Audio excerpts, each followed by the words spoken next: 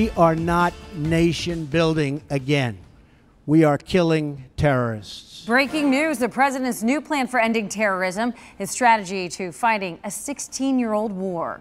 Good evening, everyone. Thank you so much for joining us tonight. The president saying that he will listen to his military advisors and that conditions on the ground will guide strategy. Likely leading to thousands more forces in America's longest war. ABC's Lana Zach is in Washington.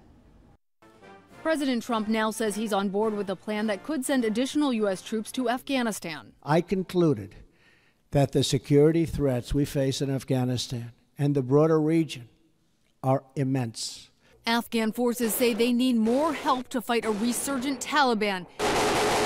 And these new American troops will join more than 8,000 U.S. troops already on the ground there, part of 13,000 coalition forces.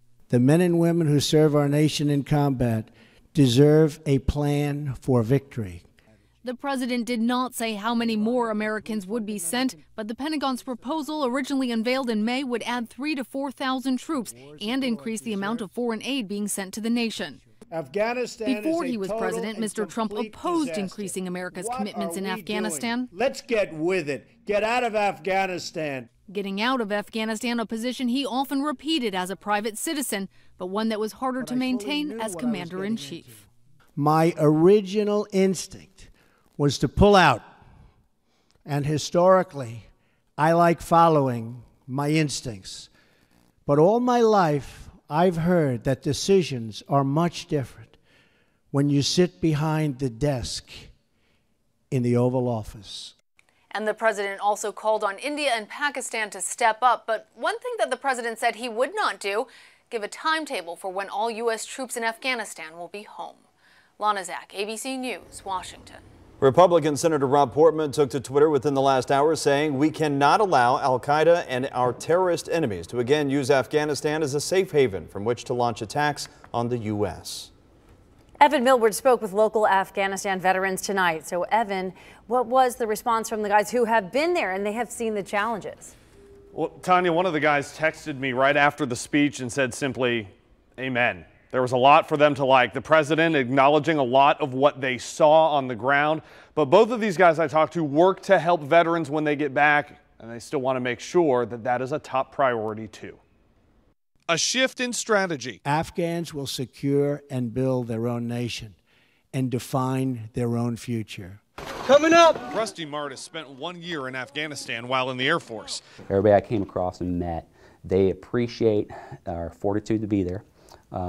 They appreciate us actually helping them while we are there, for the most part. He tells me he agrees with everything the president said, especially this. Micromanagement from Washington, D.C. does not win battles. The veterans I talked to saw something else that gave President Trump pause, leaving too early. We probably need a drawdown strategy. We probably need an exit strategy sooner than we do later. But then you turn around and look at Iraq and said, how'd that work out for us? How do we get out of it? I don't know. We tried to pull out of Iraq and we created a power vacuum, and then rise to ISIS is worse than the Taliban. Zach McGuffey saw horrors in Afghanistan's southern Helmand province. Everybody wants peace, but you can't directly inject freedom into a culture that's not ready to have it. The president seemingly agreeing. We are not nation building again.